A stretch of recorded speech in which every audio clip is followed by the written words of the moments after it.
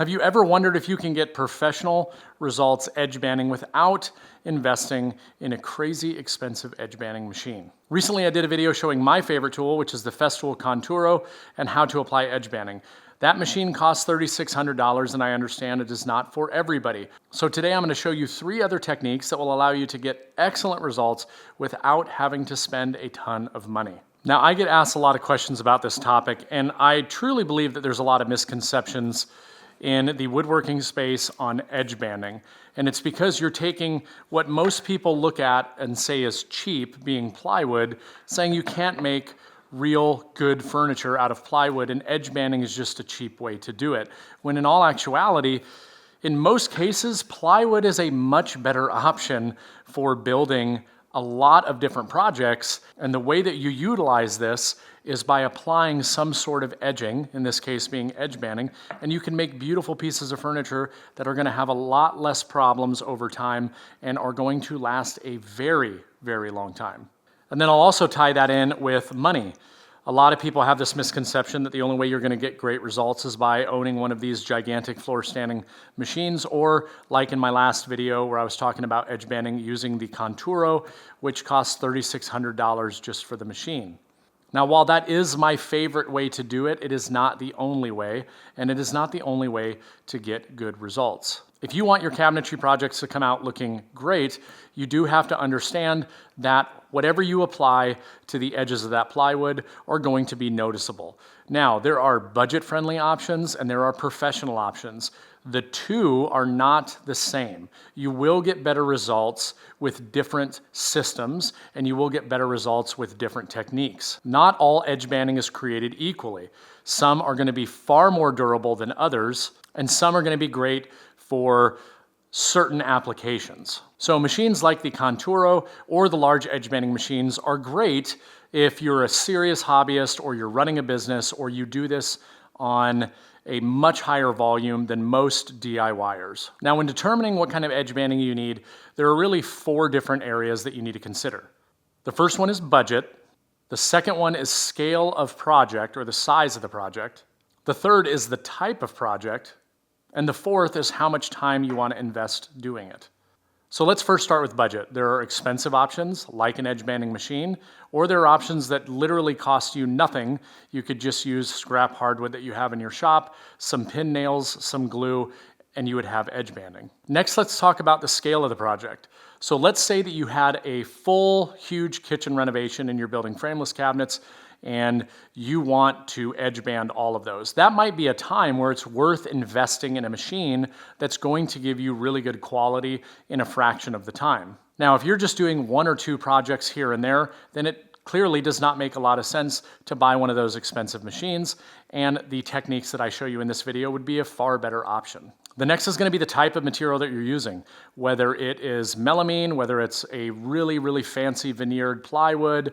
Whatever the case is, you'll be able to get a match for it in most cases, but the way that you go about applying the edge banding might slightly change based on what you're able to get to match the material that you're using. And then finally, time available, right? This is just like sanding. If you don't like sanding, get a sander that will do the job faster. If you don't like edge banding, find a way to do it more quickly and more effectively, but still get excellent results. Now, the first technique that I'm going to show you is the simplest and most basic that you can do if you're looking for something easy. And that is a product from FastCap, and there are other companies I'm sure that make adhesive edge banding as well, but you'll look on the back, it's just a peel and stick. This is super, super easy to apply. No, this is not a wood veneered. This is just what I have, and I'll also show you an example of what I've used this on in the past and how it's held up. But it cannot get any easier than this. Let me show you. Now, for this demonstration, I'm giving you an example if you were to, say, edge band a countertop that you make, or a work surface top, which is going to be the sample that I show you of where I used this a long time ago. But to apply this, it's as easy as removing the adhesive on the back, and the adhesive on this is incredibly strong, incredibly strong. You just apply this onto your substrate, being the plywood that you're trying to edge band. You make sure that you have some coverage or some overage, excuse me, on the top and the bottom. And then you just pull that backing off, apply some pressure all the way down, making sure, again, that you have coverage over the top and the bottom. Then you want to make sure that you apply some pressure. Now, this is an entire kit that you can get. It is not necessary to do it, but it does help, right? Because I want to make sure that I get even pressure across the top so I can really activate that adhesive. And so now I have my edge banding on there nice and tight. I've got some adhesive on here that I'll have to clean off afterwards. That is one of the downsides to using this, is that stuff gets on your fingers. And then the only thing we have left to do is trim the sides and trim the top and bottom. So that's where something like this comes in really handy. These are just flush cut pliers. Lots of companies make them. This again is part of that kit from Fast Cap that you can get. They're just flush cut pliers. And you trim that edge off. Same thing over here. So now that we've taken care of the two ends, we need to trim the sides. Now, to keep this along the lines of very basic, we're just going to use one of these trimmers for probably most of the techniques that we do in this video. These are very readily available, very easy to use. They have multiple cutting options on them, so as they get dull, you can switch it out and you can actually replace the blades on these. These get a really bad rap. A lot of people have a tendency to not say such nice things about them because of the quality, but if you use them properly, they can get you really, really good results. So the way this works, and on this one, since this is so wide, you can actually pull that out and fit the two sheets here. You want to make sure that it goes over the material, and you're slowly going to start to pull back, cutting that material off. And you can already see it's taking that material off perfectly flush. And you come all the way to the end. And just like that, we have a nice, clean, perfectly flush edge for our edge banding. So this is a very simple, very quick way of applying edge banding, but it's not perfect for every application, and let me talk about why. This is my assembly table, and the top is 2 sheets of 3/4 inch melamine, and I actually use this on there. Now, this is very old, 4 years now, 5 years maybe, and as you can see, as dust starts to settle, as soon as this peels back, dust gets behind there, you know, but for the most part, I mean, it's still on there very well. The adhesive on that edge banding is very strong, and you can get it in multiple different finishes, multiple different colors, different wood species with the adhesive on the backside pre-finished. So there's a lot of options out there, and for the most part, it holds up pretty well. But definitely is not going to be the perfect option for everything. The second technique I want to talk about is cutting your own banding out of actual hardwood. What you see right here, so the last product was a synthetic product, but this product right here is actual hardwood. Now, this I would say is probably a logical progression because some people are intimidated by applying edge banding. So they're like, well, why don't I just rip some strips and place it on here? Now, there's a lot of pros and cons, which we'll cover here in just a bit. But to apply this, what I've done is I've actually cut this the exact size of my plywood, which makes it really simple to install. And there's a few different techniques that I'll show you. But with this, you're making a very strong connection because now I have glue surface here and I have glue surface on the material itself. So I'm just going to apply a small amount of glue. And then take my edge banding and I can move this side to side to really spread out that glue. You don't need to use a ton because you don't want a ton of squeeze out because that's just one more thing that you have to clean. And then I can make sure that my ends are nice and flush. The top and bottom is nice and flush. So there's a couple of different ways that you can go about doing this. You can do something very easy like using a pin nailer and applying a pin nail. And you can do that all the way down if you want to make sure you have the proper pressure. There's obviously some downsides to using this. One being you have to go back through and fill in the holes. Unless you play it smart and you try to get it on natural points where it'll just kind of blend in. But either way, you'd want to go back and fill those in. But let's just say you want to just use a couple to hold it in place.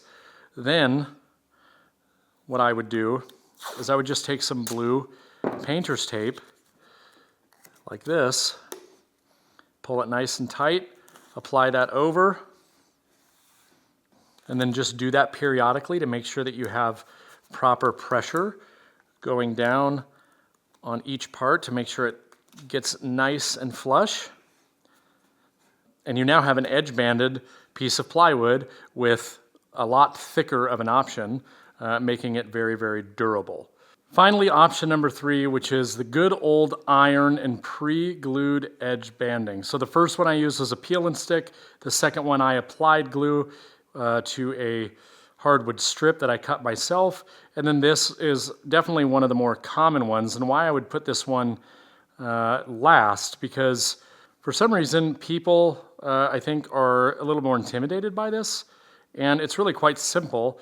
But if you were to ask me, I think that this is, of the 3 options I'm showing you, the one that makes the most sense.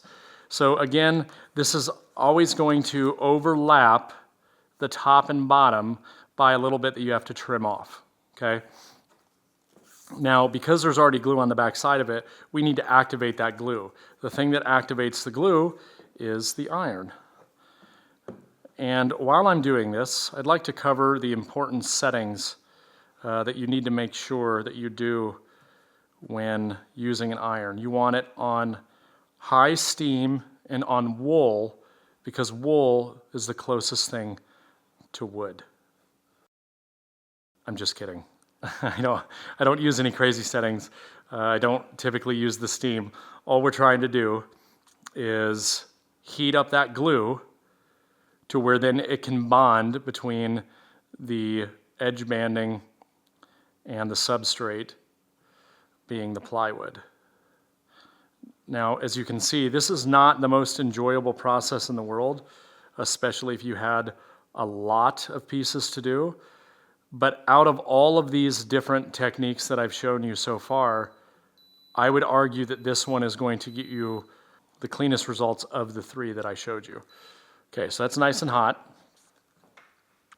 Give that glue just a moment to go ahead and cool off.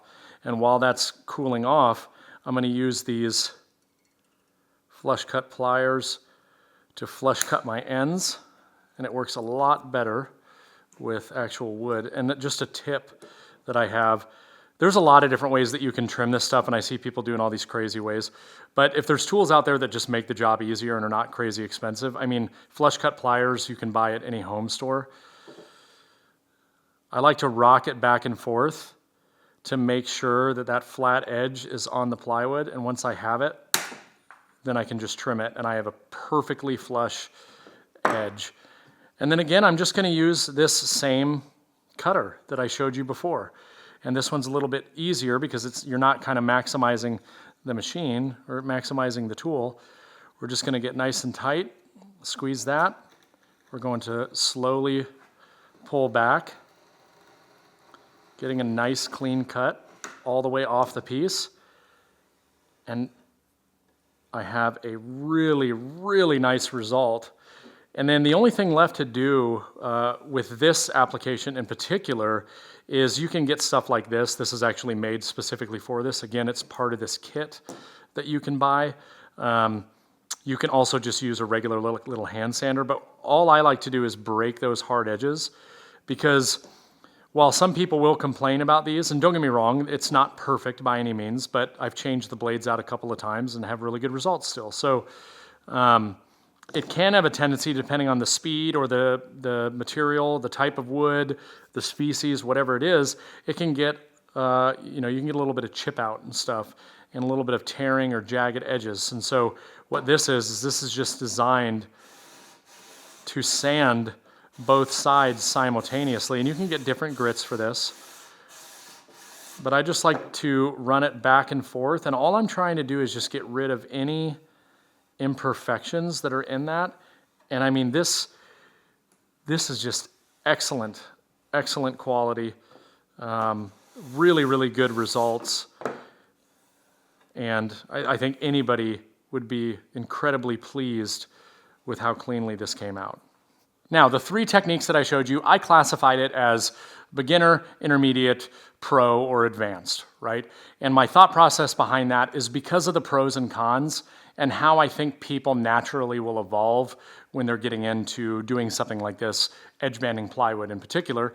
And that is, let's start with the pros and cons with what I would classify as the beginner option, the peel and stick. The peel and stick that I used, again, is from FastCap. Like I said, I'm sure there's other brands out there if you do some digging. But the reason why I would say this is more of the beginner options, because this is probably by far the easiest one to apply. And another big benefit is that it does not require an iron or additional tools.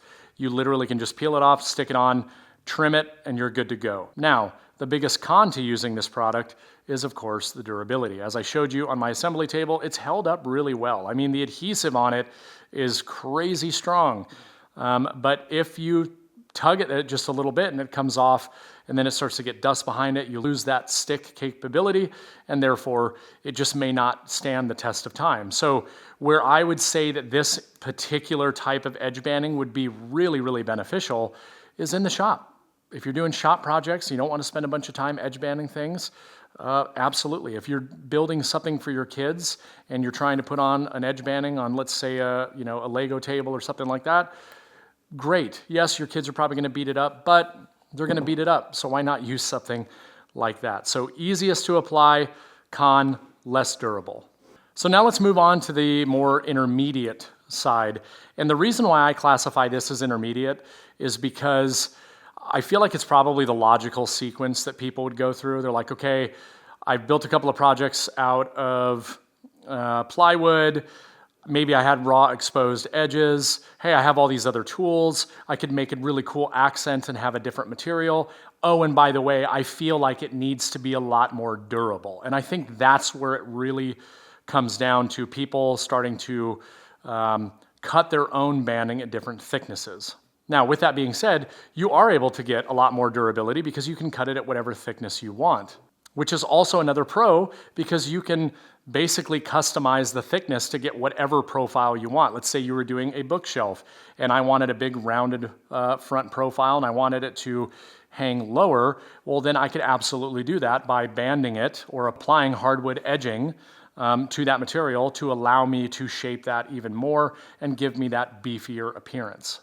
Another big benefit to it is that you can completely eliminate the need for trimming because you can customize this to the thickness of the material that you want. So you just basically cut it, apply it, glue it up, set it off to the side, move on to the next piece. And because of that, I would say it's incredibly easy to apply. And there are a lot of different ways, again, that you can do this. You can use pin nails, go back and fill them later. You can use pin nails and not fill them, depending on what it's for. Or you can just use some tape and get that joint really well. You could also use a clamp, but then if you have 30 pieces of these, you're going to have to use a whole bunch of clamps. Now, there's definitely a con to this, and that would be it's probably the most time-consuming because now we need to make sure that we have hardwood banding or hardwood material at the proper thickness. We need to cut all the strips. We need to make sure they're all the right length. So while, yes, you can achieve more durability, you absolutely are going to spend more time doing it. And now to move on to what I would classify in more terms of the pro side of doing it would be iron-on edge banding. And the reason for this is it absolutely requires a durable finish. Now, with that durability, that can be adjusted, right? So this is a 1/2 mil thick. That's typical thickness of this pre-glued edge banding that you're going to go into any woodworking store and you're going to see on the shelf in a bag. It's going to be incredibly overpriced for what it is. And that's still going to provide a good amount of durability. Now, is it going to stand the test of time of constant abuse to that front leading edge that the cut plywood would? No, it wouldn't. But here's an example. Let's say we're doing it for a kitchen and it's an upper cabinet, and the only thing that really ever comes in contact with that edge is the door, which typically will have bumpers on the back side of it. It's not going to wear down that material very quickly.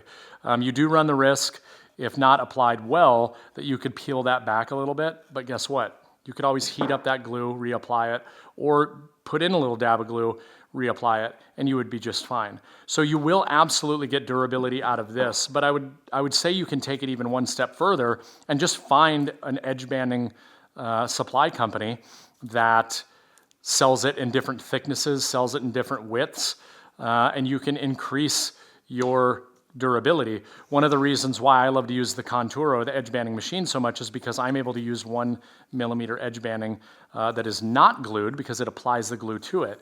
With that being said, you could buy the thicker edge banding, apply glue, and do the tape method, and then go back and trim everything later. So that's another option. So if you want to increase the durability a little bit, then by all means, absolutely look for some 1mm thick, 2mm thick edge banding, and it's really not hard to find.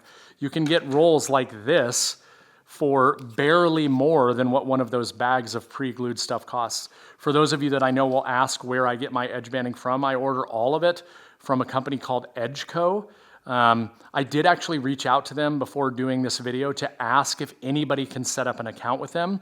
They do only provide, or they do only sell to contractors, so when you call, you would have to set up an account, which I believe means you have to have a registered business, but you can get really good quality 1mm thick edge banding, or 1.5 or 2, and you can get it glued.